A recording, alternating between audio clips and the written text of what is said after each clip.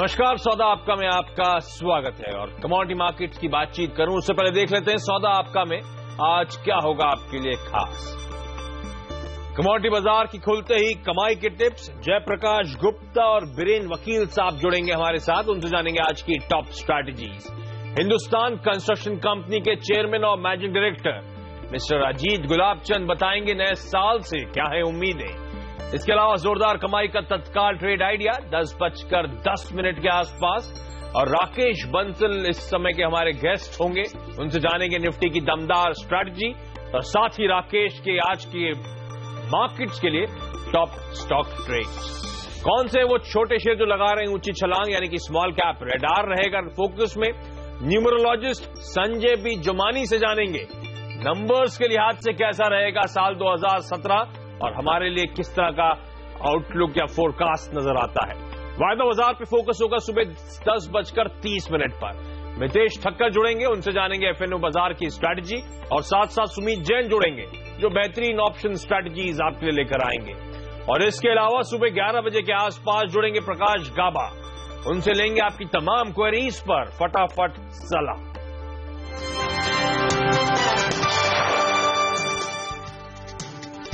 लेकिन पहले रुख कमोडिटी मार्केट्स का। साल 2017 का आज पहला कारोबारी दिन है और आज के दिन ग्लोबल कमोडिटी मार्केट्स बंद है, लिहाजा घरेलू बाजार को कोई विदेशी संकेत फिलहाल नहीं है।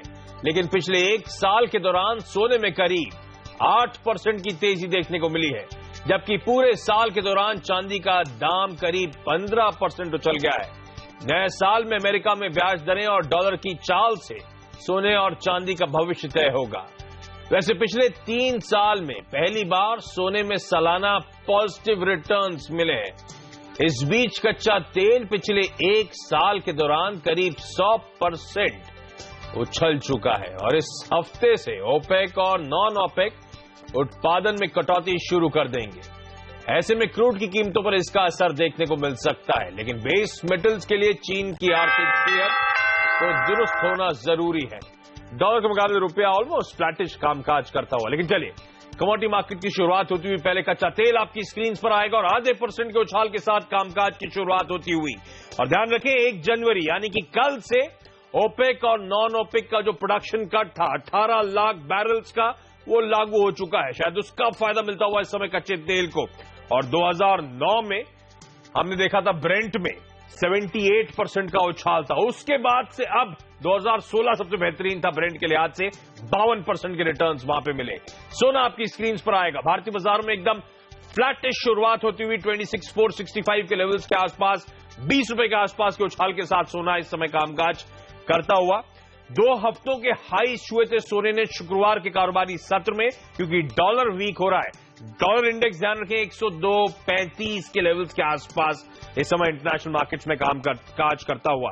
पर जैसे मैंने हेडलाइन में कहा था, शुरुआत में कहा था, 3 साल 2013, 2014, 2015 सोने के लिए निगेटिव रिटर्न्स के साल थे। 2016 में फाइनली जाके 8% का पॉजिटिव रिटर्न देखने को मिला है। 2017 का आउटलुक कैसा रहेगा, इस पर आगे डिटेल में बातचीत होगी। बेस मेटल्स शुरुआत बेहतर होती हुई, लेकिन फोकस रहेगा इस पूरे साल चाइना की आर्थिक हालात पर, किस हद तक वो इंप्रूव होते हैं। कॉपर 1/4% मजबूत, aluminium price volume action pickup नहीं हुआ है। लेड में 3/4% की मजबूती, निकल 2/3% ऊपर खुलता हुआ। इसके अलावा जिंक में आधे % के आसपास का उछाल है। तो तमाम बेस मेटल्स में अच्छी शुरुआत होती हुई 2017 के पहले कारोबारी सत्र में। एग्री कमोडिटी, सोया ऑयल 55 पैसे कमजोर, 715.50 के लेवल्स पे शुरुआती टेक आता हुआ। क्रूड पाम ऑयल 2 रुपए 30 पैसे का दबाव, ऑलमोस्ट आधा % नरम खुलता हुआ। सोयाबीन में 5 रुपए की कमजोरी के साथ शुरुआत होती हुई। मस्टर्ड सीड 5 रुपए मजबूत, गुआर सीड में 7 रुपए का उछाल 32.45 के लेवल्स। हल्दी में 8 रुपए का उछाल 67.70 पे कामकाज। जीरे में 80 रुपए का उछाल, ऑलमोस्ट आधे % की मजबूती। और चीनी 1/4% के उछाल के साथ 9 रुपए की मजबूती में कामकाज हो रहा है। चलिए, लेकिन 2017 कैसा पैन आउट होगा कमोडिटीज मार्केट के लिए, आज की टॉप स्ट्रैटेजीज क्या होंगी, इस पर बात करने के लिए मनीलिशियस कैपिटल के जयप्रकाश गुप्ता और कुंवर जी कमोडिटीज के रवि देवरा साहब जुड़ते हुए आप दोनों का स्वागत है और आप दोनों को नववर्ष की हार्दिक शुभकामनाएं। सबसे पहले जय आपके पास आना चाहूंगा, और सबसे इंपॉर्टेंट तो कच्चा तेल। बेहतरीन मोमेंटम पिकअप करा है फाइनली कच्चे तेल ने, और अब तो 1 जनवरी से बड़ा ट्रिगर बन के आ रहा है। मेरे ख्याल से 13 साल बाद फाइनली ओपेक को रियलाइज हुआ है कि उनका मेन मोटिव साथ आने का क्या था, प्रोडक्शन कट की तरफ मूव करें, प्राइस स्टेबिलिटी की तरफ मूव करते हुए। कच्चे तेल में इस साल किस तरह का रुझान होगा, कैसे ही सिमिलर स्ट्रांग रिटर्न्स एक्सपेक्ट करूं, और आज के सेशन में क्या रणनीति हो सर? जी गुड मॉर्निंग आशीष जी। सबसे पहले आपको हैप्पी न्यू ईयर, आपके तमाम दर्शकों को भी हैप्पी न्यू ईयर। देखिए, जहां तक क्रूड ऑयल की बात है, प्राइस जो कटौती है वो प्राइस में ऑलरेडी डिस्काउंटेड है, और इंटरनेशनल मार्केट्स में देखिए वॉल्यूम्स थिन है, क्योंकि अभी भी इंटरनेशनल मार्केट्स आज बंद है ज्यादातर। आज मेजर यहाँ पे क्रूशियल फैक्टर रहेगा रूपी। अगर रूपी यहाँ पे थोड़ा सा स्ट्रांग होता है तो हो सकता है गिरावट देखने को मिले। बट अगर देखिए मीडियम टर्म पर्सपेक्टिव से बात करें तो जरूर यहाँ पे 58 से $60 तक का लेवल नाइमेक्स क्रूड में देखा जा सकता है। बट बिल्कुल शॉर्ट टर्म ट्रेडिंग पर्सपेक्टिव से बात करें तो मुझे लगता है यहाँ थोड़ा और गिरावट के चांसेस हैं। प्राइसेस हो सकता है $50 तक आए और फिर वहां से रिबाउंड करे। तो ट्रेडिंग पर्सपेक्टिव से मुझे लगता है मौजूदा लेवल्स पे शॉर्ट की रणनीति बनाए विद स्ट्रिक्ट स्टॉप लॉस। 3540 3550 का लेवल एक्सपेक्ट करें। ओके, तो कच्चे तेल को इमीडिएट टर्म के लिहाज से, शॉर्ट टर्म के लिहाज से बेच चले 3550 के टारगेट। अच्छा जय, सोने में फाइनली हमने देखा था 3 साल के बाद पॉजिटिव रिटर्न्स देखने को मिले। अब 2017 बड़ा इंपॉर्टेंट होगा। फेड ऑलरेडी इंडिकेशंस दे चुका है कि 3 रेट हाइक्स होंगी। डोनाल्ड ट्रंप साहब ऑलरेडी इंडिकेशंस दे चुके हैं कि खर्चा करेंगे, इंफ्रास्ट्रक्चर पे फोकस होगा, तो सोने के लिए खराब होगा। हालांकि डोनाल्ड ट्रंप के आने के बाद एक ही पॉजिटिव मुझे नजर आता है, अगर ग्लोबली जो जियोपॉलिटिकल रिस्क बढ़ेंगी, अगर वो फ्रैक्चर्स इकोनॉमीज के कंट्रीज के बीच में बढ़ेंगे ट्रंप साहब के आने के बाद, तो शायद वो सेफ हेवन डिमांड आए, पर इस समय कहना तो बड़ा मुश्किल है। सोना 2017 में सर एक बार आउट परफॉर्मेंस दिखा सकता है, पॉजिटिव रिटर्न्स देगा क्या इस साल में, क्या लगता है, और आज के लिए रणनीति क्या होगी? जी प्रेडिक्ट करना थोड़ा सा टफ है, क्योंकि बहुत सारे फैक्टर्स हैं। देखिए, जहां तक घरेलू मार्केट का सवाल है, यहाँ पे कोई डाउट नहीं है कि ये ट्रेंड लगता है फर्स्ट हाफ तक नेगेटिव रहेगा, क्योंकि गवर्नमेंट भी चाहती है कि जिस हिसाब से गोल्ड को डिसइंसेंटिवाइज करें, ट्रिगर नेगेटिव है। बट इंटरनेशनल मार्केट में हाँ जरूर यहाँ पे डोनाल्ड ट्रंप अगर चार्ज लेते हैं और उसके बाद कुछ अनसर्टेनिटी का माहौल रहता है तो प्राइसेस में उछाल देखने को मिल सकता है।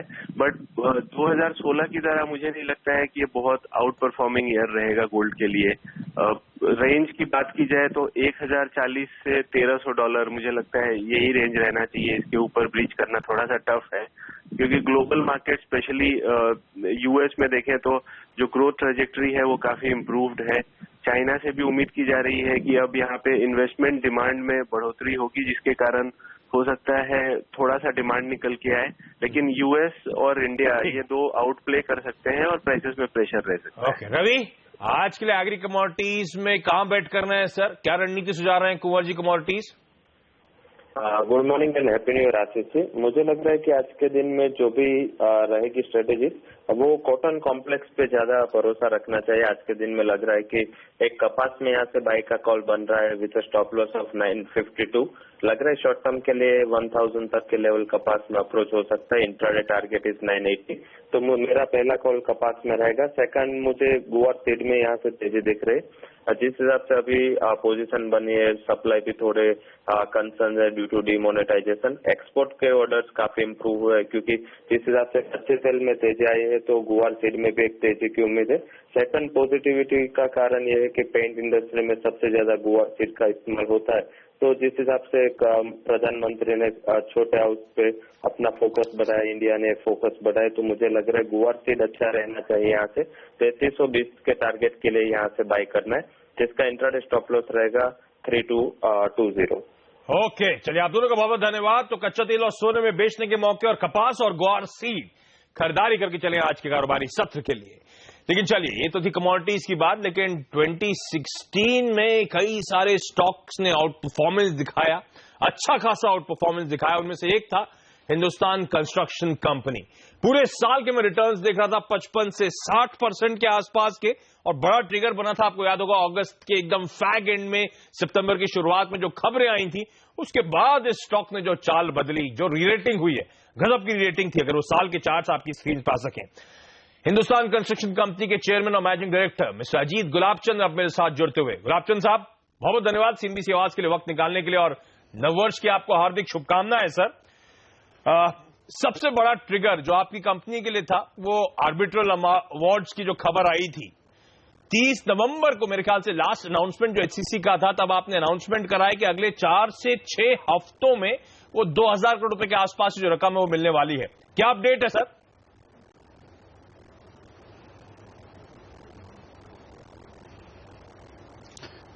ये हमारी कंपनी के लिए जो दिक्कत थी, तो यही तो दिक्कत थी कि ये पैसे नहीं दिए जा रहे थे, और दूसरी थी कि इंफ्रास्ट्रक्चर पे सरकारी खर्चा कम होने लगा था। अब वो भी बदल गया है और इंफ्रास्ट्रक्चर पे सरकार खर्च करना शुरू की है और हमारी ऑर्डर बैकलॉग करीबन 50% से बढ़ गई है।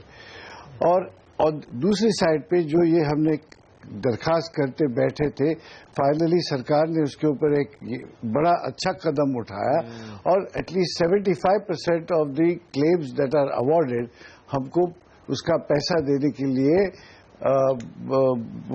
पूरे गवर्नमेंट एजेंसीज को मजबूर किया। इसकी वजह से हमारे कुछ 3400 करोड़ के जो क्लेम्स हैं जो हमारे फेवर में, उसके खिलाफ हमको 2100 करोड़ मिलने चाहिए। उसके दरमियान हमें 1500 करोड़ देने के लिए गवर्नमेंट एजेंसी की तरफ से हमारे पास खत आए हुए हैं। अब बैंक गारंटी उनको देने के बाद ये पैसा कंपनी में आ जाएगा। तो ये 2100 करोड़ रुपीस के आसपास आपके पास जल्द आने वाला है। ये टोटल वो आर्बिट्रल अमाउंट है सर, या ये फर्स्ट फेज है, इसके बाद भी और कुछ रकम बकाया होगी? टोटल आर्बिट्रेशन प्रोसीडिंग में आपको 3600 करोड़ रुपए के आसपास फंसा हुआ था बस? 4400 वो तो चलते रहेगा कोर्ट में, या शायद जब वो उसका ऑर्डर आ जाएगी तो वो भी पैसे बाद में आ जाएंगे, मगर आज के दिन ये 75% ही मिलेगा। ओके, तो बैलेंस शीट का स्ट्रेन जो था, बैलेंस शीट का जो स्ट्रेस था, आप ही नहीं तमाम इंफ्रा कंपनीज को लेकर, तो एचसीसी के लिए वो स्ट्रेन, वो स्ट्रेस तो काफी हद तक अब कम होता हुआ नजर आएगा जैसी ये रकम आपके पास आएगी, है ना? अभी सुनिए, हाँ, करीबन हमारा जो स्टैंड अलोन जो डेट है 5000 करोड़ का था, उसमें से ये 2000 करोड़ आ जाएंगे और 800-900 करोड़ की इक्विटी में S4A खाली कन्वर्ट हो जाएगा, यानी हमारा 5000 करोड़ का डेट 2000 करोड़ पे आ जाएगा। तो ये मैनेजेबल डेट है, सस्टेनेबल डेट है। इसके हिसाब से अब कंपनी ग्रोथ के पाथ में शुरू हो जाएगी। तो वो जो S4A स्कीम थी उसको लेकर के अपडेट है सर?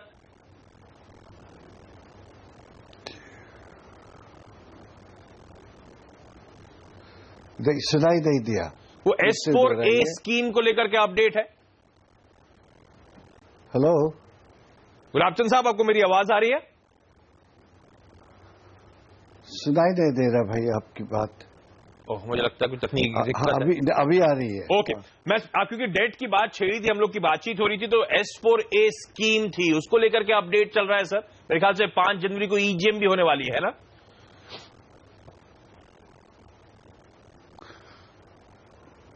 हाँ, वो EGM होने के बाद 2-3 दिन में वो स्कीम इम्प्लीमेंट हो जाएगी। उसको इम्प्लीमेंट होते ही हमारा जो डेट है वो करीबन 3000 करोड़ से, और ये जब उसके बाद ये दुरुस्ती शुरू हो जाएगी कंपनी की, ये पैसा आ जाएगा, उससे डेट कम होगा, और जो बैंकों ने अपना कुछ 800-900 करोड़ का डेट जो इक्विटी में कन्वर्ट कर रहा है, उसकी वजह से भी एक डेट कम हो जाएगा। तो ये मैनेजेबल डेट 2000 करोड़ पे आ जाएगा। तो इसीलिए कंपनी फिर अपने ग्रोथ पाथ पे जाने के लिए अब उसकी बुनियाद बन गई है और ये अभी शुरू हो जाएगा। अच्छा, आपने कहा 50% के आसपास ऑर्डर बैकलॉग में इजाफा हुआ है, ऑर्डर बुक बहुत सुधरी है। मुझे याद पड़ता है 2 दिक्कतें थी, एक एग्जीक्यूशन को लेकर इश्यूज थे, दूसरा फाइनेंसिंग को लेकर इश्यूज थे। ये जो पैसा आ रहा है आपका, आर्बिट्रल अवार्ड्स आ रहे हैं, फाइनेंसिंग की दिक्कत तो खत्म होगी, एग्जीक्यूशन का पेन कब तक कंटिन्यू होना है, या एग्जीक्यूशन अब पेस पिकअप कर रहा है? नहीं साहब, जो भी एग्जीक्यूशन का पेन था वो पैसों का ही था। अच्छा, अब जब और कुछ 4 साल पहले 3 साल पहले जो इंफ्रास्ट्रक्चर एक्सपेंडिचर सबसे कम हुआ, प्रोजेक्ट्स बंद होने लगे, उसकी वजह से हमारे पास ऑर्डर्स नहीं आते थे जितने आने चाहिए। अब वो आना शुरू हो गया। हमारा 14,000 करोड़ का जो ऑर्डर बैकलॉग था अभी 21,000 करोड़ पे चला गया है और 4,000 करोड़ के ऑर्डर्स में हम लोएस्ट है। तो ये बढ़ते जाएगा हमको लग रहा है, इसीलिए अब हमारी टर्नओवर की भी ग्रोथ इसके साथ आ जाएगी। अच्छा, एचसीसी के साथ एक और इम्पोर्टेंट मुद्दा जुड़ा हुआ है सर, वो है लवासा को लेकर। लवासा को लेकर अजीत गुलाब चंद साहब, क्या चल रहा है? पोजीशन, फुटफॉल, ऑक्यूपेंसीज, लवासा कैसा परफॉर्म कर रहा है?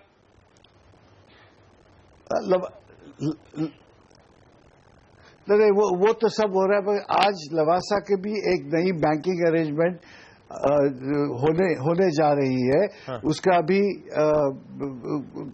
उसका फाइनल इश्यूज इस 1-2 महीने में तय हो जाएंगे। उसके बाद एक लवासा में फिर नया दौर शुरू हो जाएगा। ये बैंकिंग अरेंजमेंट होने वाला है, क्या मतलब हुआ सर? क्या आने वाला है आज?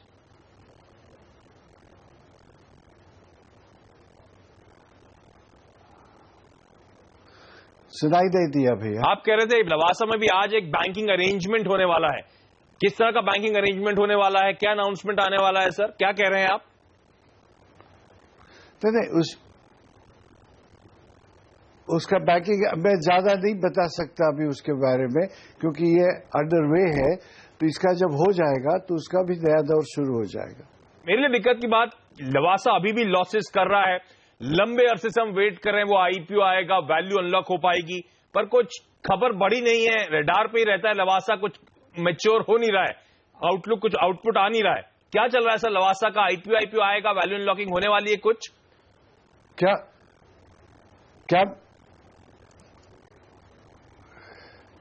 गुलाब चंद साहब, लवासा की बात कर रहा हूं, लंबे अरसे से लॉसेस हो रहे हैं, वो आईपीओ की खबरें, आईपीओ की अपडेट हो रहे थे। होते ही उसका नया दौर शुरू होगा।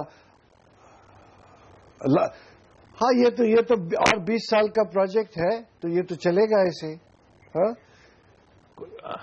चलिए गुलाब चंद साहब, थोड़ी सी ऑडियो में भी दिक्कत आ रही है। एक रियल एस्टेट प्रोजेक्ट है ये। हाँ। ये एक नया शहर बसाने का प्रोजेक्ट है। चलिए ठीक है, वो ऑडियो में प्रॉब्लम है। जानना चाहता हूं लवासा का आईपीओ कब तक आएगा, फाइनली वो कब तक वैल्यू अनलॉक होती हुई नजर आएगी। लेकिन अजीब गुलाब चंद साहब, अगर आपको मेरी आवाज आ रही है तो बहुत बहुत धन्यवाद सिंधी से आवाज के लिए, आज वक्त निकालने के लिए। और एक बार फिर से आपको आएगा अभी नववर्ष की हार्दिक शुभकामनाएं। सर कुछ ऑडियो में इश्यू है, शायद बहुत लैग हो रहा है। गुलाब चंद साहब को धन्यवाद। और यहां पे छोटा सा ब्रेक लूंगा। ब्रेक के बाद जोरदार कमाई का तत्काल ट्रेड आइडिया और राकेश बंसल मेरे साथ जुड़ेंगे, उनसे जानेंगे निफ्टी की स्ट्रैटेजी और साथ साथ राकेश के आज के टॉप पिक्स।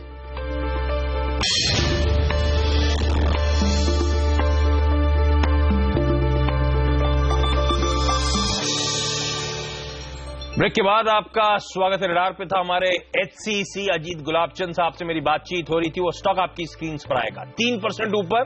फ्राइडे को भी यहां पे 3-4% की मजबूती थी, ध्यान रखें। और जब तक वो ऑडियो में ग्लिच आ रहा था, प्रॉब्लम आ रही थी, मेरी टीम मुझे बता रही, गुलाब चंद साहब कह रहे थे पीछे से कि लवासा का आईपीओ नहीं लाएंगे। 20 साल का लंबा प्रोजेक्ट है और इस समय आईपीओ लाने की कोई योजना नहीं है आप। और साथ साथ ध्यान रखें, उन्होंने ये भी कहा है कि कुछ बैंकिंग अरेंजमेंट होने वाला है आज। तो अभी इस समय डिटेल शेयर नहीं कर सकते, लेकिन शायद आज दिन के दौरान एचसीसी पे कोई खबर आपके पास आती हुई नजर आए। लेकिन चलिए, अब वक्त है तत्काल ट्रेड आइडिया का। सिमीबॉमिक.com की सिमी बॉमिक का मानना है कि पेट्रोनेट एलएनजी खरीदें। 364 का स्टॉप, 374 से 376 तक के टारगेट्स के लिए।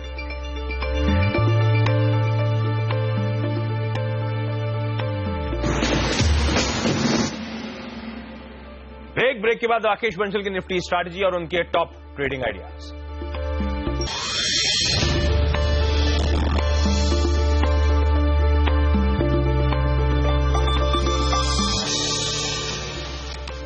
ब्रेक के बाद आपका स्वागत है और भारतीय बाजार दिन के लोस पे तमाम पॉजिटिव डोमेस्टिक ट्रिगर्स के बावजूद देखिए एक काउंटर ट्रेंड रैली कहना चाहिए हफ्ते के पहले दिन। अब तक तो एनएवी प्रॉप अप करने के लिए डीआईएस का सपोर्ट भी मिल रहा था शायद, और अब वो सपोर्ट भी नदारत होगा ईयर एंड के बाद।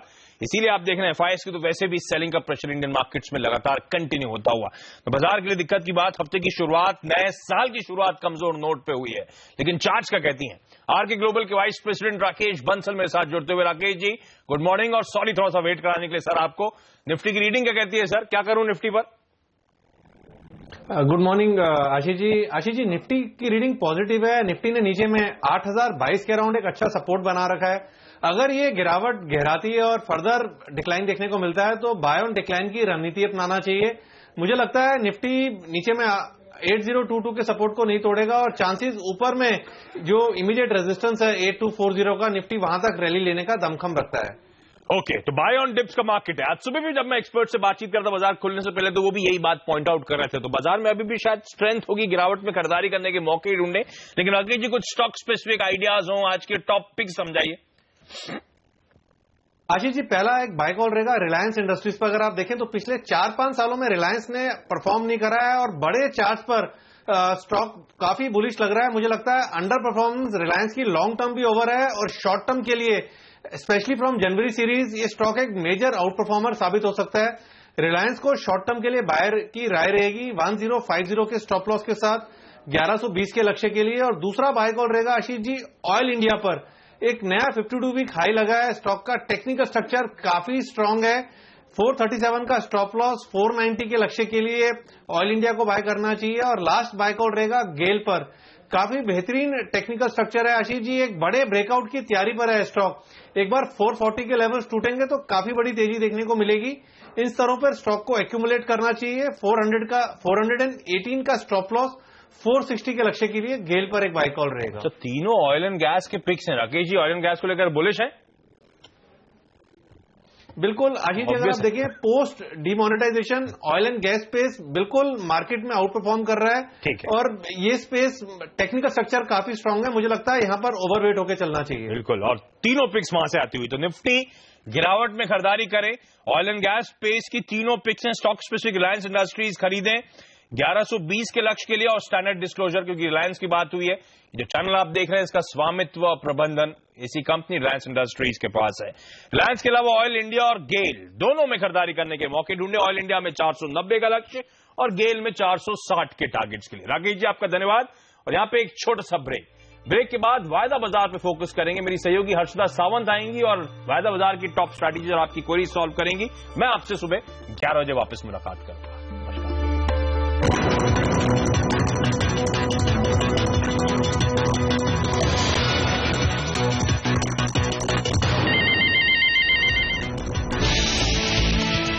बाजार में नए साल की शुरुआत कमजोरी के साथ सेंसेक्स 100 पॉइंट फिसला। मिड कैप में हल्की खरीदारी, बैंक और एफएमसीजी शेयरों ने बनाया दबाव। नए सालों में बैंकों से मिला सस्ता कर्ज का तोहफा। एसबीआई समेत कई पीएसयू बैंकों ने दरों में की कटौती। नोटबंदी के बाद कर्ज को बढ़ावा देने की कोशिश।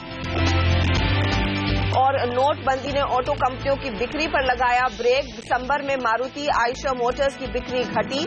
हीरो मोटो और बजाज ऑटो ने माना नोटबंदी का पड़ा असर। नए ऑर्डर मिलने से आईएनएफएस इंजीनियरिंग 7% चढ़ा। कर्नाटक में रोड बनाने के लिए करीब 250 करोड़ रुपए का ऑर्डर। और एटीएफ कीमतों में बढ़ोतरी का दबाव एविएशन शेयरों पर। जेट एयरवेज करीब 1% टूटा, स्पाइस जेट भी नीचे।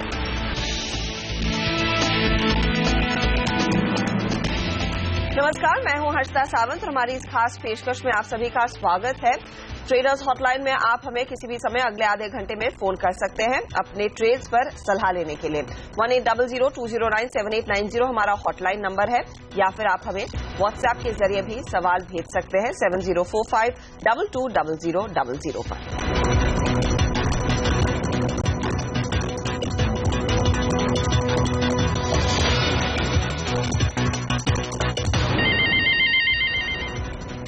और आज देख लेते हैं बाजार की चाल कैसी है। इस साल का पहला कारोबारी सत्र और देखिए शुरुआत थोड़ी सी धीमी होती हुई दिखाई दे रही है।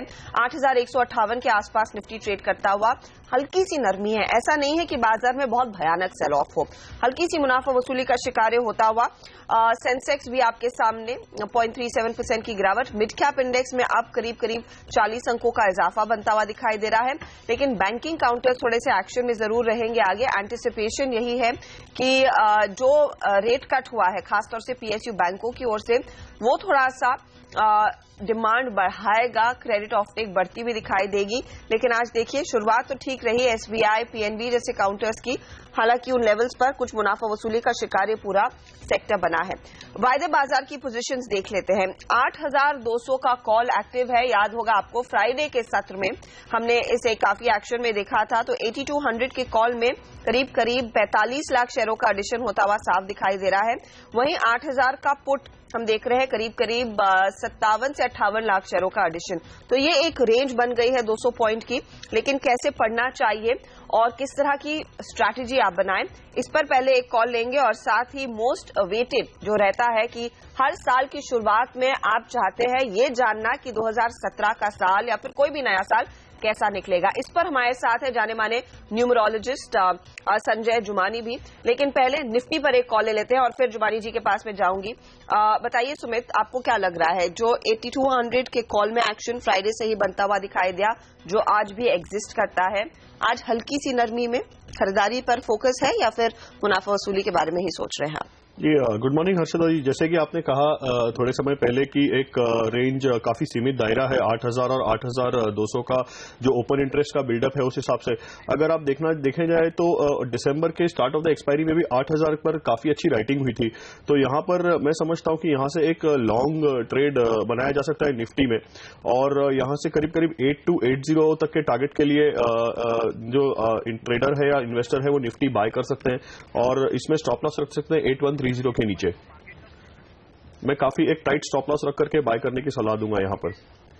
ओके, तो एक टाइट स्टॉप लॉस और 8280 पर ही नजरें बनी हुई हैं। मितेश ठक्कर भी हमारे साथ जुड़ गए हैं। Mitesh, good morning and happy new year. बताइए आप कैसे ट्रेड करना पसंद करेंगे आज मार्केट को?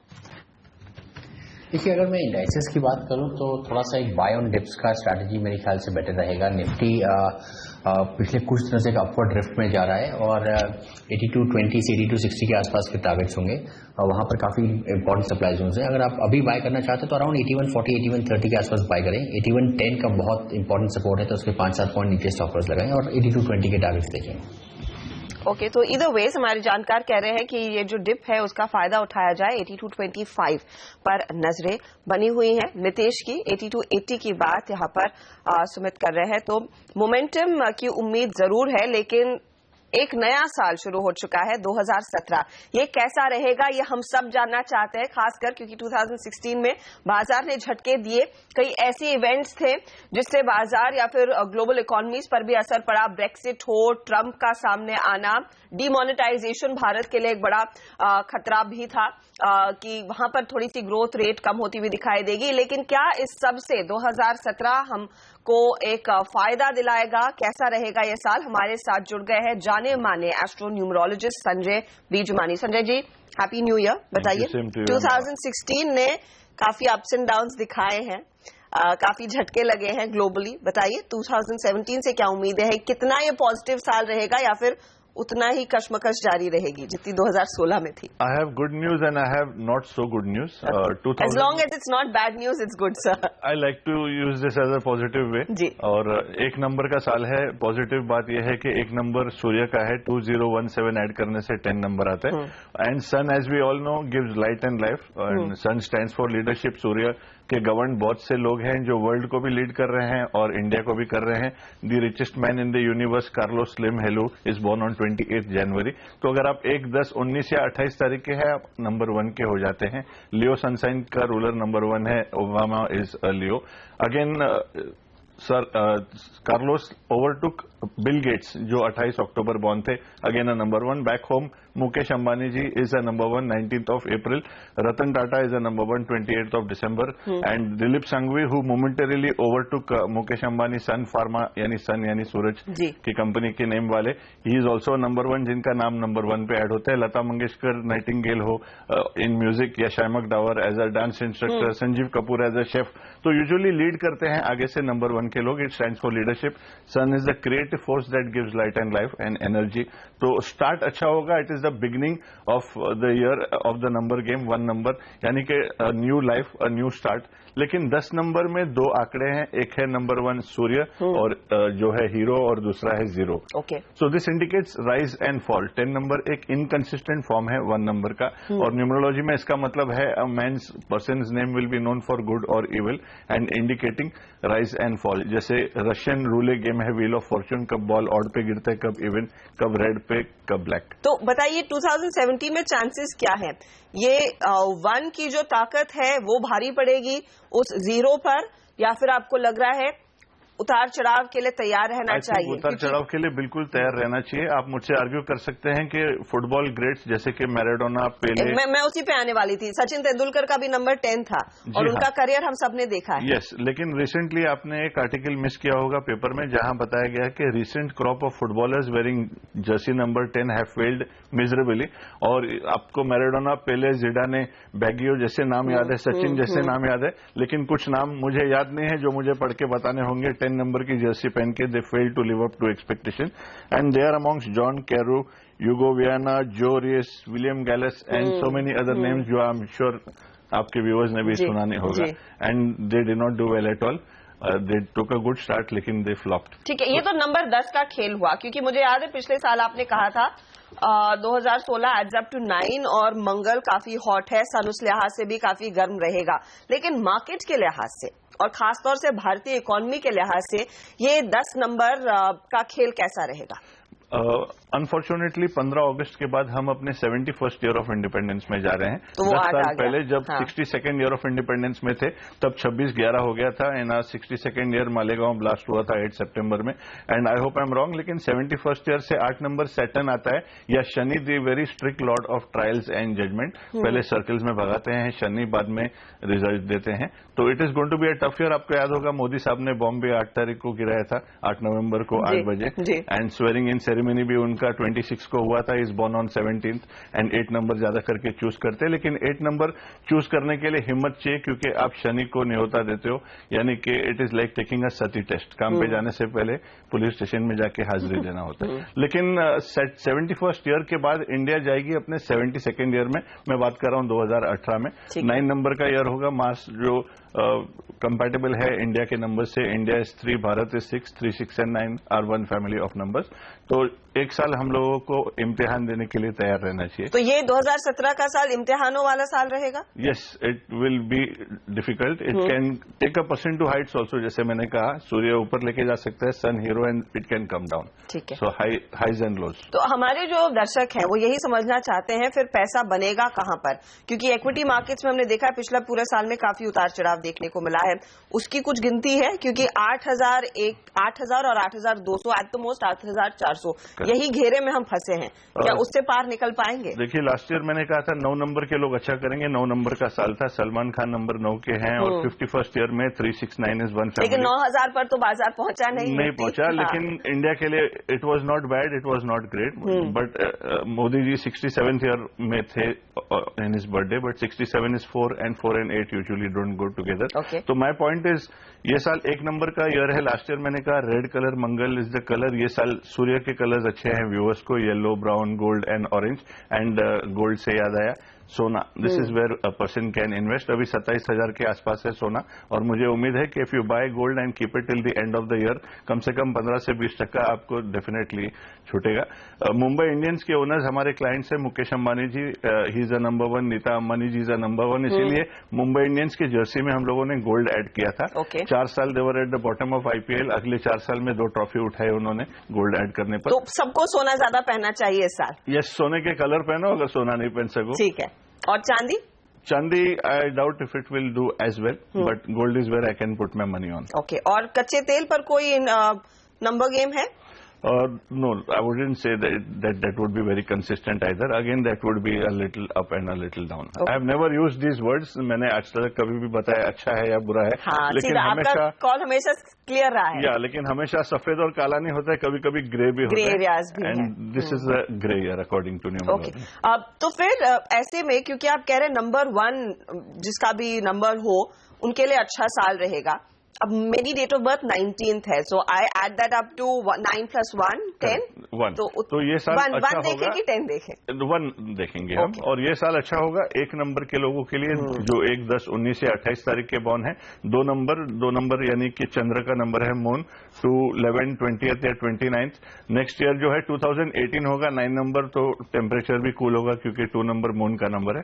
फिर 4 नंबर यानी कि राहु के गवर्न लोग है 4, 13, 22 या 31st बॉर्न, उनके लिए अच्छा होगा। 7 नंबर यानी कि नेपट्यून या केतु के गवर्न लोग 7, 16 या 25 तारीख के लोग। और जैसे मैं बता रहा था, लियो सनसाइन का रूलर भी सूर्य है नंबर 1, लियो सनसाइन के लोग अच्छे कर सकते हैं।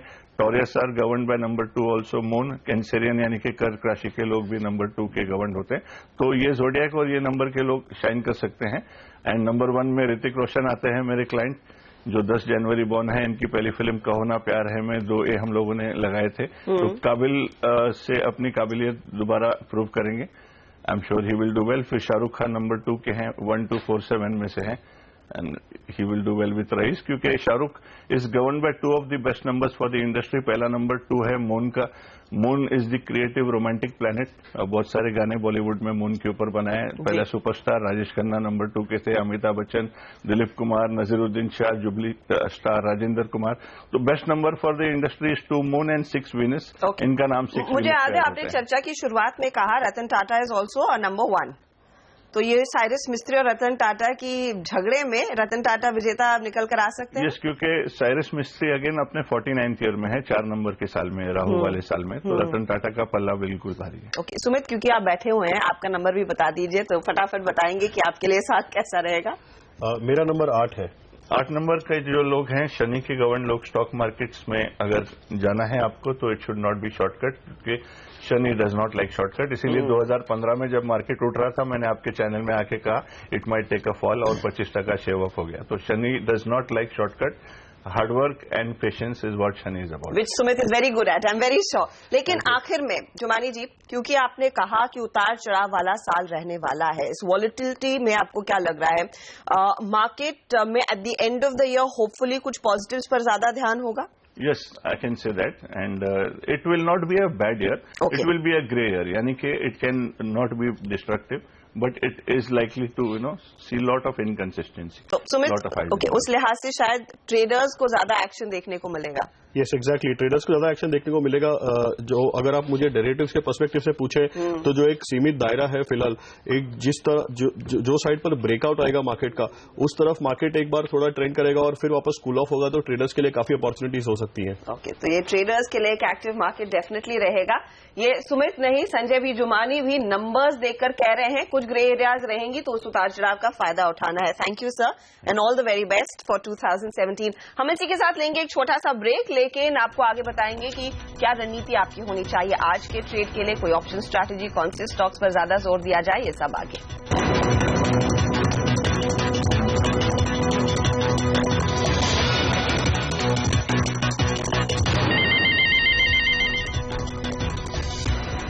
आप देख रहे हैं ट्रेडर्स हॉटलाइन सीएनबीसी आवाज पर। आपकी स्क्रीन पर है निफ्टी का हाल 8147 का, नए साल की शुरुआत। और जैसे हमने अभी अभी ब्रेक से पहले सुना एस्ट्रो न्यूमरोलॉजिस्ट संजय बीजुमानी की ओर से, ये साल उतार चढ़ाव वाला रहने वाला है। तो ऐसे में कौन सी रणनीति आपके लिए सबसे ज्यादा पैसा कमा कर देगी, ऑप्शन स्ट्रैटेजी आपके लिए हाजिर करते हैं। सुमित हमारे साथ बने हुए हैं। सुमित बताइए, क्या तैयार की है आपने रणनीति आज? जी मेरा सबसे पहला कॉल तो है कि मैं जो इनलाइन विद जो मेरा निफ्टी फ्यूचर बाय है उसके साथ इनलाइन में 8300 का कॉल बाय देना चाहूंगा।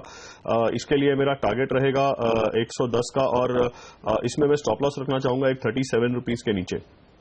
ओके, तो ये फिलहाल आपके लिए स्ट्रैटेजी। 8300 का कॉल खरीदें, 110 का टारगेट, 37 का स्टॉप लॉस। अब स्टॉक्स पर फोकस करते हैं, क्योंकि वहीं पर आपको क्लियरली अच्छे शेयर आइडेंटिफाई करने हैं और पैसे लगाने हैं। मितेश बताइए, क्या है आपके रेडार पर आज? I think Tata came I think एक स्टॉक है जिसमें कि क्लियरली लॉन्ग साइड बायस काफी स्ट्रॉन्ग दिख रहा है, तो यहाँ पे बाय करें।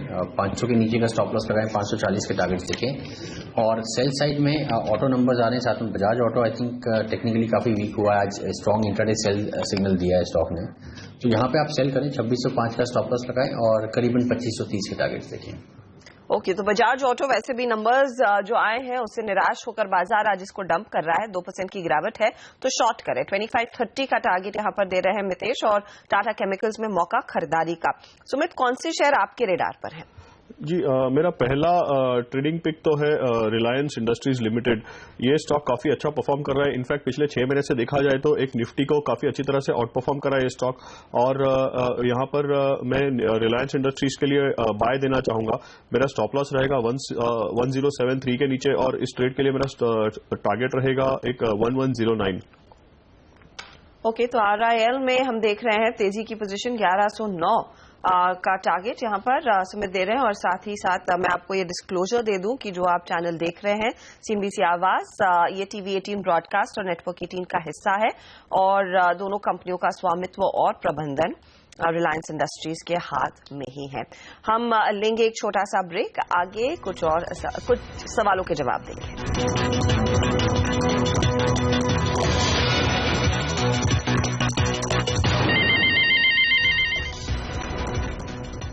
आप देख रहे हैं ट्रेडर्स हॉटलाइन, और हमारे साथ अब राहुल वेस्ट बंगाल के हाथीमारा से लाइन पर हैं। पूछे राहुल जी। नमस्कार मैडम, मैंने DLF का एक लॉट 115 रुपए में बाय किया हुआ है, तो क्या करना चाहिए आगे मुझे? ओके, 115 रुपए में पोजीशन आपने क्या आज ली है? मैडम आज ही मैंने बाय किया हुआ है। DLF तो आज वैसे देखिए एक्टिव जरूर है, रियल्टी में हमने देखा थोड़ी सी जान आती हुई दिखाई दी है साल की शुरुआत में। बताइए मितेश, क्या सलाह होगी DLF? DLF में आई थिंक क्लियरली थोड़ा सा पॉजिटिव न्यूज का इफेक्ट आया था। स्टॉक जो 110 के ऊपर निकला है फ्राइडे को, I think clearly short term trend positive हो गया, तो इसमें आप होल्ड करें, 113 का स्टॉप लॉस लगाएं। और मुझे लगता है कि ये स्टॉक 117 17.5 का जो रिसेंट हाई था उसके ऊपर निकल के 122-23 की तरफ बढ़ेगा। थोड़ा टाइम लगेगा बिकॉज मार्केट्स इतने सपोर्टिव नहीं है, परंतु 113 अगर नहीं तोड़ता है तो 122 आने के चांसेस काफी ज्यादा हैं, तो वहां पे आप प्रॉफिट बुकिंग करने का देखें। ओके, तो ये फिलहाल आपके लिए लेवल इंपॉर्टेंट है, उस पर फोकस करें, होल्ड करने की सलाह, लेकिन स्टॉप लॉस 113 कर जरूर लगाएं। संग्राम मोहंती लाइन पर है ओडिशा से, पूछिए। जी, मेरा मारुति सुजुकी का 5500 कॉल पे थोड़ा सा रह लेना था, या फिर और कोई स्टॉक ऑप्शन जो जनवरी सीरीज के लिए?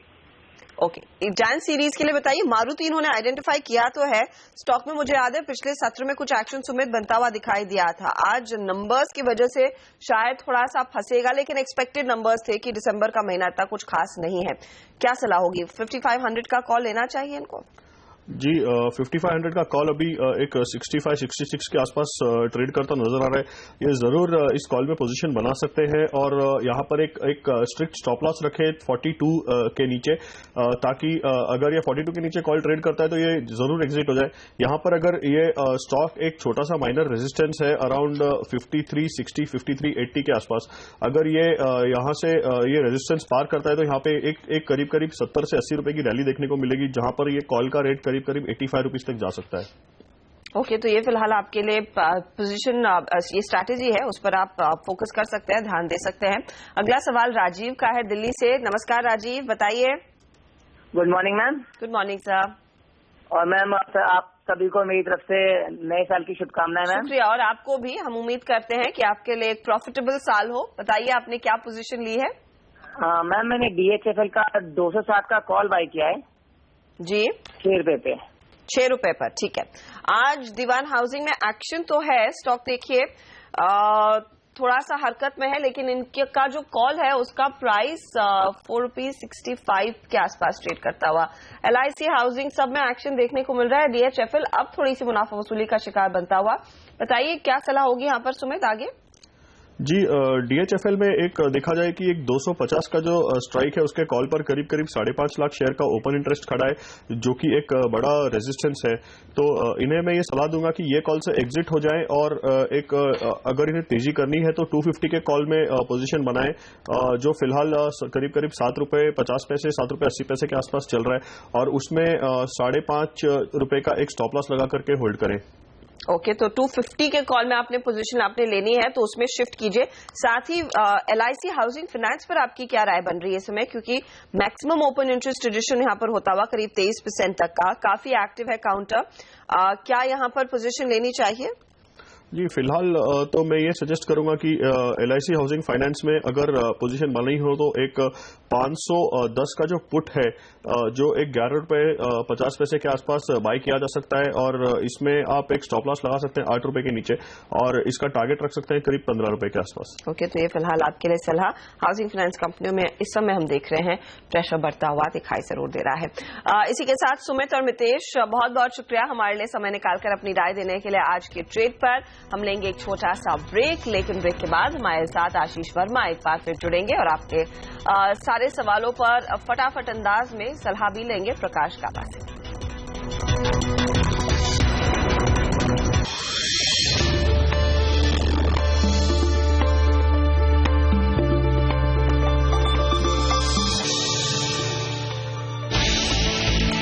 दिन के निचले स्तर पर बाजार, सेंसेक्स 150 पॉइंट से ज्यादा टूटा। बैंक और FMCG शेयरों ने बनाया दबाव। नए साल में बैंकों से मिला सस्ते कर्ज का तोहफा। SBI समेत कई बैंकों ने दरों में की कटौती। नोटबंदी के बाद कर्ज को बढ़ावा देने की कोशिश। प्राइवेट हाउसिंग फाइनेंस शेयरों में अच्छी खरीदारी। रेपको होम और कैनफिन होम्स 3 से 4% चढ़े।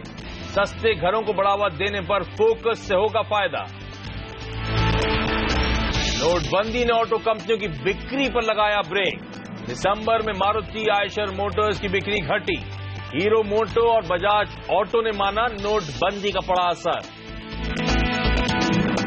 लवासा के लिए HCC और बैंकों के बीच आज हो सकता है करार।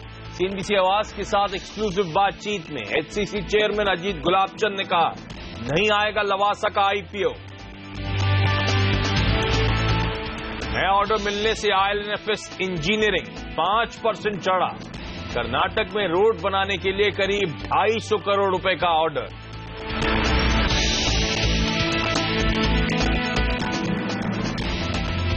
और इससे पहले मैं आगे बढ़ूं, इंडियन मार्केट्स का एक चेक ले लीजिए। जैसे मैंने हेडलाइन में कहा, दिन के लोज पे इस समय इंडियन मार्केट्स कामकाज करते हुए, हालांकि शुरुआत अच्छी हुई। 2017 का पहला सेशन, पहला टिक हर निशान पे था, पर उसके बाद लगातार सस्टेन्ड सेलिंग का प्रेशर। हालांकि क्यों, संकेत अच्छे थे। ग्लोबली तो मार्केट लिस्टलेस थे क्योंकि वॉल्यूम ठंडे थे, छुट्टियों के मूड था। डॉलर इंडेक्स ठंडा पड़ता हुआ नजर आया, तो वो एक बड़ा पॉजिटिव बना हमारे लिए आज के ट्रेडिंग सेशन में।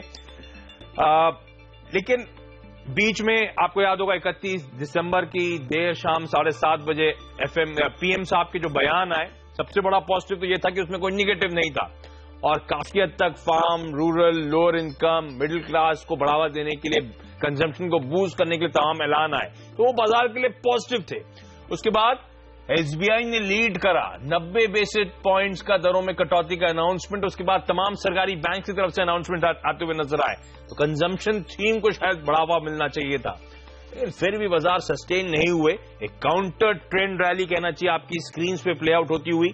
FIs तो लगातार इस बाजार में बेच रहे थे।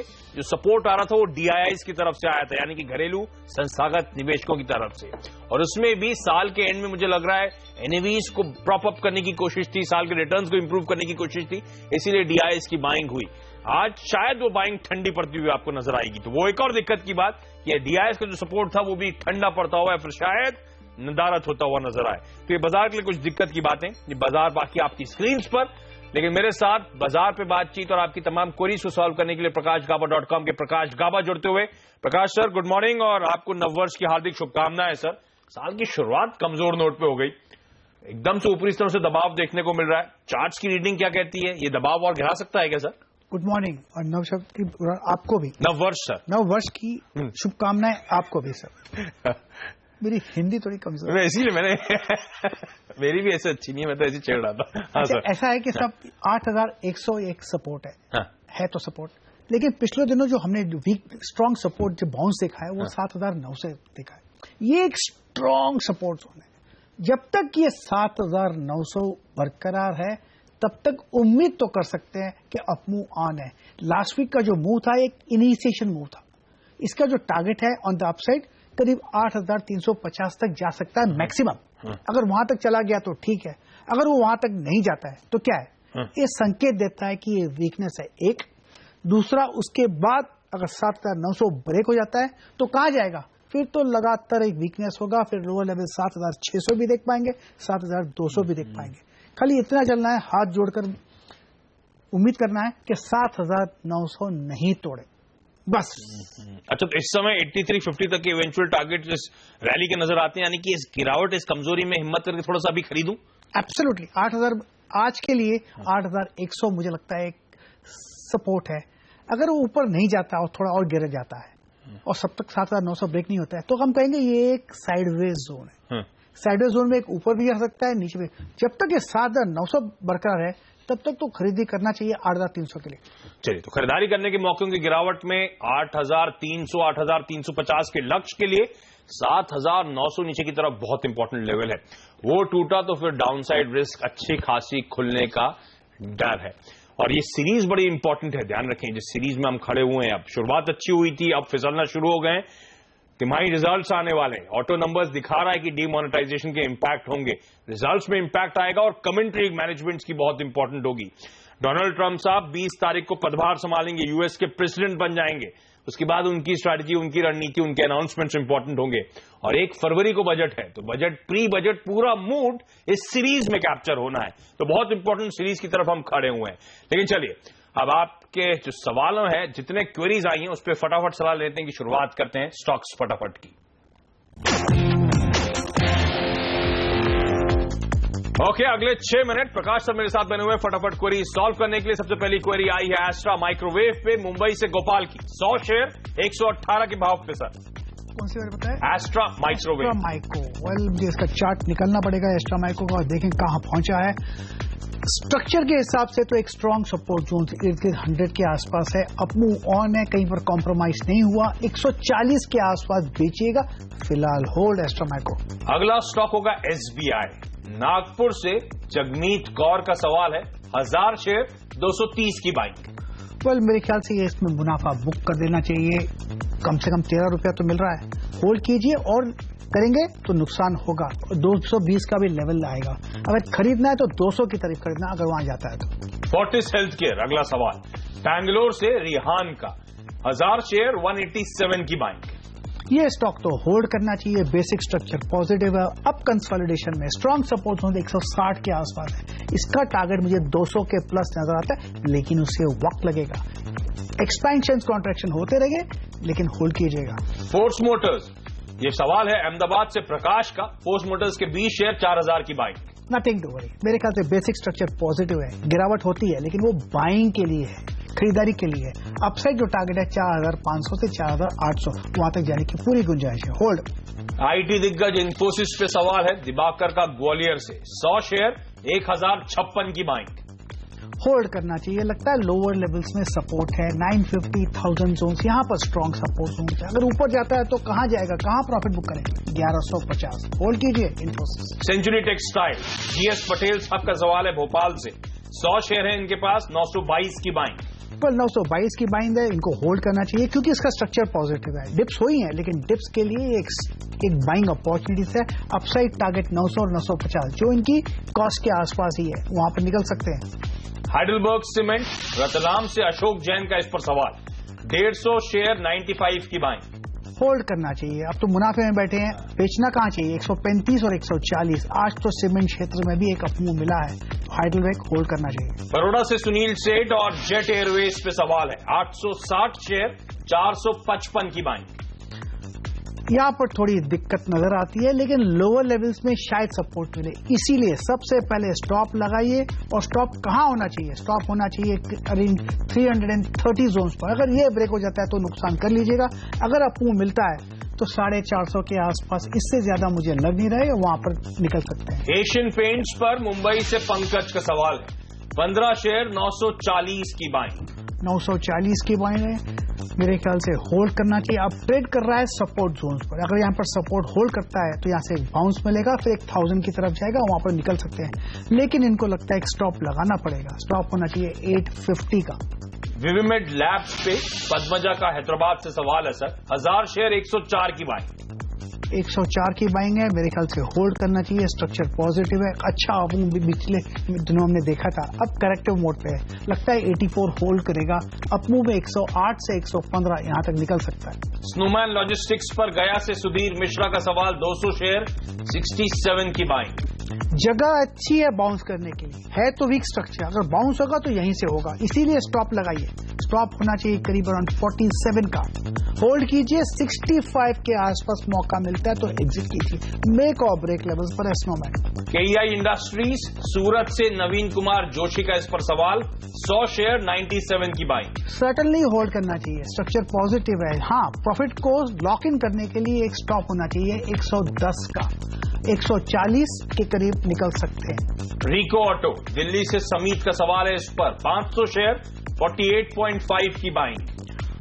अब भी मुनाफा मिलता है, मेरे ख्याल से इनको एक मुनाफा घर ले जाना चाहिए, लोअर लेवल देखने को मिल सकते हैं, अगर री एंटर करना है तो 45 के आसपास री एंटर कर सकते हैं। श्री रेणुका शुगर्स पे जबलपुर से अखिलेश दुबे का सवाल, 1000 शेयर 13 की बाइंग। होल्ड करना चाहिए, ऐसी जगह पर है कि यहां से एक अपमूव मिल सकता है, अपमूव मिलेगा तो कहां मिलेगा, 18 से 20 वहां पर एग्जिट कर सकते हैं, स्ट्रक्चर वीक है लेकिन जगह ऐसी है यहां से बाउंस की उम्मीद कर सकते हैं। एससीआई या फिर shipping corporation of India, Mysore से रेखा राव का सवाल, 1000 शेयर 99 की बाइंग। नुकसान में बैठे हैं, होल्ड कीजिए, स्टॉप लगाइए 55 का, अगर 55 निकल जाता है तो इसमें लॉस बुक कर लीजिएगा, मुझे लगता है 75 का एक पहला रेसिस्टेंस है, अगर वो पार कर लेगा तो 90 काफी दूर है, इसलिए काफी पेशेंस की जरूरत पड़ेगी, लेकिन स्टॉप लगाना मत भूलिएगा। महानगर गैस लिमिटेड बैंगलोर से विजय का सवाल, 35 शेयर 421 की बाइंग। सर्टनली होल्ड करना चाहिए, डबल तो हो गया आपका, मुझे लगता है 1000 का लेवल भी जा सकता है, अगर लॉक इन करने के लिए आपको प्रॉफिट स्टॉप चाहिए तो लगाइए 725 का, होल्ड कीजिए। आरबीएल बैंक पे इंदौर से अंकित का सवाल, 65 शेयर 225 की बाइंग। मेरे ख्याल से होल्ड करना चाहिए, 400 के करीब मुनाफा मिल सकता है, वहां तक होल्ड करना चाहिए, स्ट्रक्चर के हिसाब से स्ट्रक्चर पॉजिटिव है, डिप्स आएंगी लेकिन घबराइएगा मत, लॉन्ग टर्म होल्ड। नासिक से सुरेश नवाटे का सवाल यूनियन बैंक पर है, 500 शेयर 168 की बाइंग। 168 की बाइंग है, नुकसान में बैठे हैं, स्ट्रक्चर वीक है, सबसे पहले इनको स्टॉप लगाना पड़ेगा, स्टॉप होगा 115 का, वो ब्रेक कर जाए तो एग्जिट, अदरवाइज 150 के आसपास शायद एक मौका मिले निकलने का, होल्ड। अशोक लेलैंड पे सवाल है नोएडा से तरुण कुमार का, 4000 शेयर 79 की बाइंग। ये तो स्टॉक होल्ड करना चाहिए, लगता है बेसिक स्ट्रक्चर पॉजिटिव है, सपोर्ट लोअर लेवल्स में करीब 70 के आसपास है, 70-72 अप मूव मिलेगा, 90-95 100 का ये जोन है, वहां पर चाहें तो निकल सकते हैं। ओके, चलिए अब समय खत्म हो चुका है, कल बाकी की क्वेरी सॉल्व करेंगे और इनफैक्ट आपकी स्क्रीन पे वो टोल फ्री नंबर्स चलते रहेंगे, अपने सवाल भेजें, प्रकाश सर से जब भी मौके मिलेंगे हम बातचीत करेंगे, आपकी क्वेरीज को सॉल्व करेंगे। यहाँ पे एक छोटा सा ब्रेक लूंगा, ब्रेक के बाद बाजार के एक प्रकाश सर तो ही जाने वाले मार्केट एक्सपर्ट टेक्निकल जो देखते हैं, एक और जाने वाले एक्सपर्ट जुड़ेंगे, अतुल सूरी साहब, उनसे जानेंगे चार्ट्स पर बाजार के नजर आते।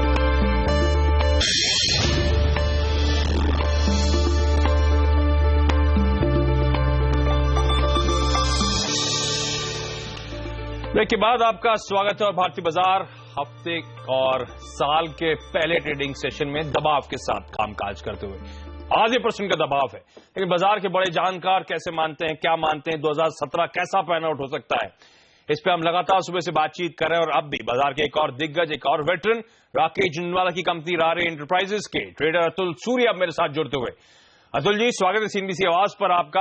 ये बीता साल बड़ा इंटरेस्टिंग रहा, अगर मैं निवेशक था तो कुछ हाथ नहीं आया, 1 या 2% के रिटर्न्स, लेकिन वोलेटिलिटी अच्छी खासी थी, 7000 भी एक साल ने दिखाया, वहीं 9000 तक के लेवल्स हमने देखे हैं।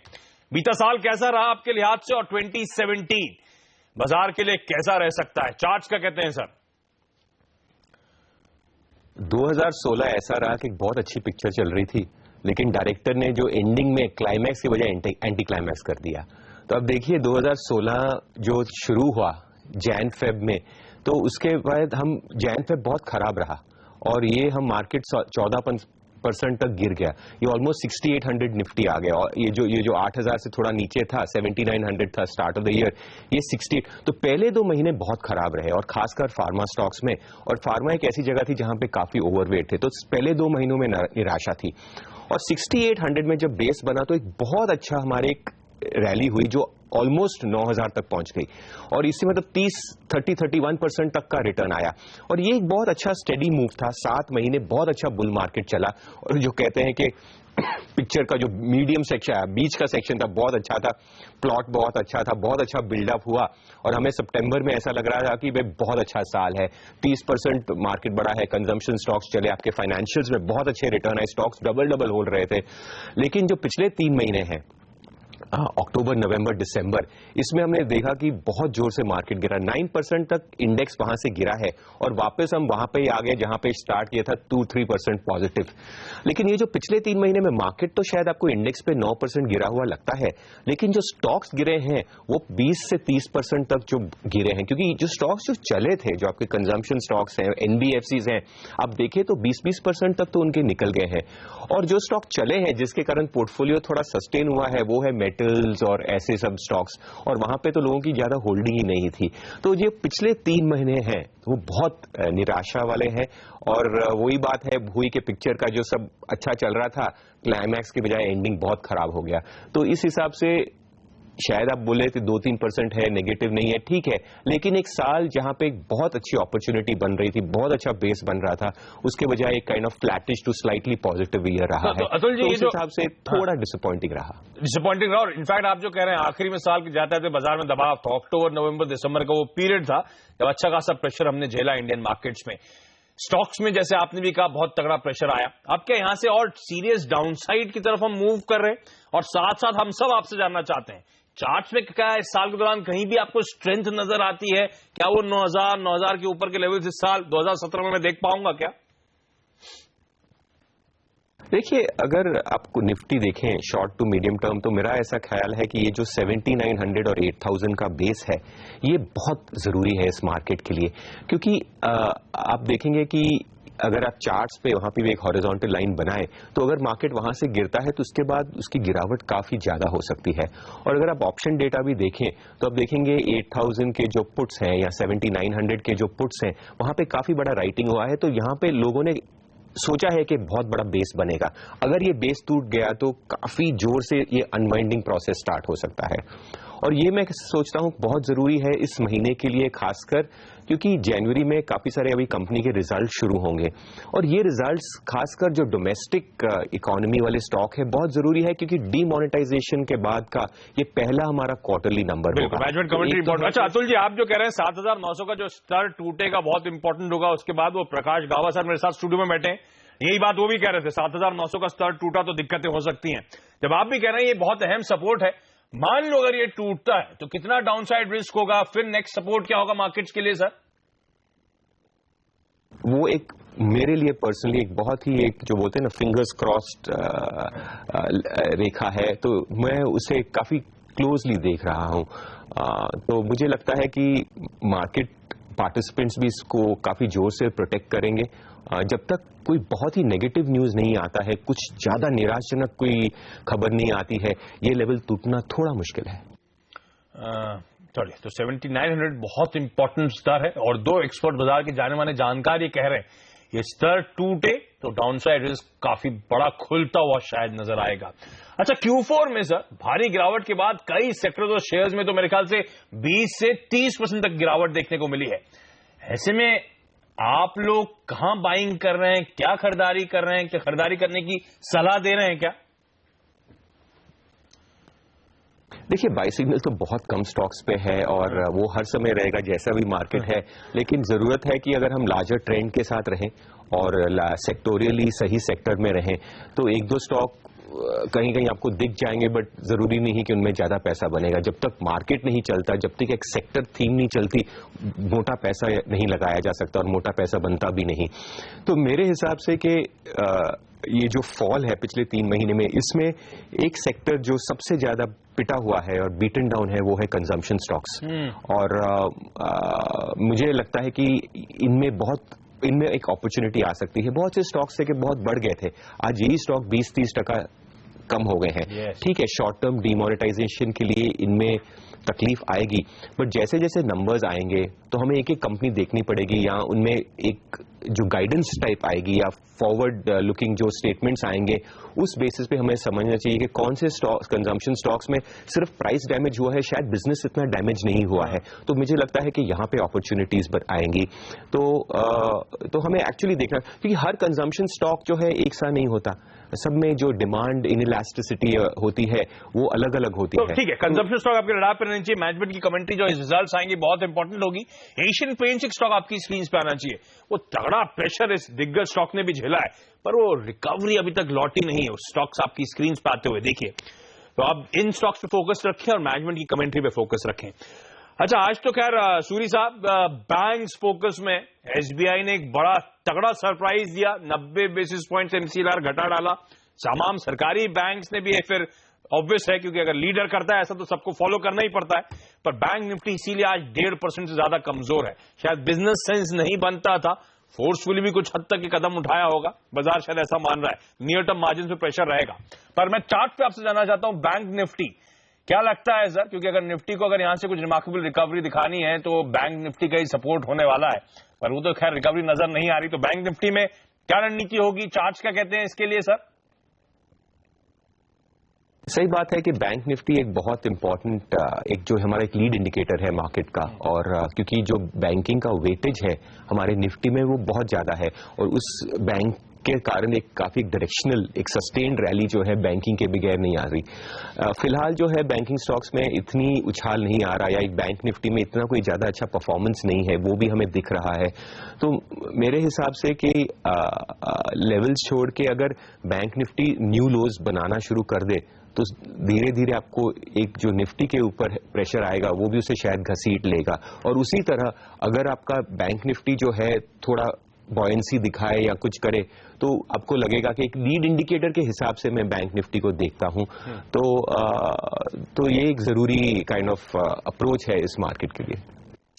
ओके, तो 7900 का बहुत इंपॉर्टेंट लेवल है, वो टूटा तो बाजार के लिए दिक्कतें बढ़ सकती हैं। कंजम्पशन स्टॉक्स को अपने रडार पर रखें, वो पॉकेट जो ये नोटबंदी के बाद सबसे ज्यादा प्रेशर झेल चुकी है। मैनेजमेंट की कमेंट्री इस रिजल्ट्स में इंपॉर्टेंट होगी। शायद इन स्टॉक्स में एक रिकवरी शायद पॉसिबल हो, तो इनको अपने रडार पर रखें। अतुल सूरी ये मानते हुए, अतुल जी बहुत धन्यवाद सिंधी सिवास के लिए वक्त निकालने के लिए, और आपको और आपकी पूरी टीम को नववर्ष की हार्दिक शुभकामनाएं। छोटा सा ब्रेक, प्रकाश गाबा सर मेरे साथ बने हुए हैं। प्रकाश गाबा सर ने बताया था निफ्टी में गिरावट में खरीदारी करें, ऐसे में कौन से स्टॉक्स उन्हें आइडेंटिफाई करें ट्रेड के लिए, आज से उनकी टॉप पिक्स क्या है, इस पर बातचीत।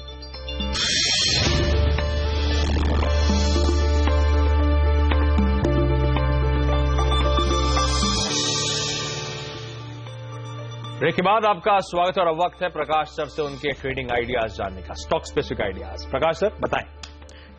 इंडिया सीमेंट यहां पर मुझे अच्छा लग रहा है, अच्छी जगह से बाउंस हुआ है। इसका target on the upside India cement का 122 है, वहां तक जाने की पूरी कोशिश करेगा। स्टॉप है 114। दूसरा स्टॉक जो अच्छा लग रहा है वो है टाटा केमिकल, अच्छा आपको मिला है और आज भी एक गैप अप ओपन हुआ है। अगर यहाँ पर सस्टेन हो जाता है गैप तो ऑन द अपसाइड जो है 515 के टारगेट है, स्टॉप होना चाहिए 505 के। ओके, निफ्टी में गिरावट में खरीदारी और इंडिया सीमेंट और टाटा केमिकल्स को खरीद के चलें। प्रकाश सर आपका धन्यवाद, और आज सौदा आपका में इतना ही। बने रहिए हमारे साथ, ब्रेक के बाद नया आनंद लेकर आएंगे आपके लिए कमोडिटी बाजार का एक्शन, कमोडिटी राउंड अप। नमस्कार।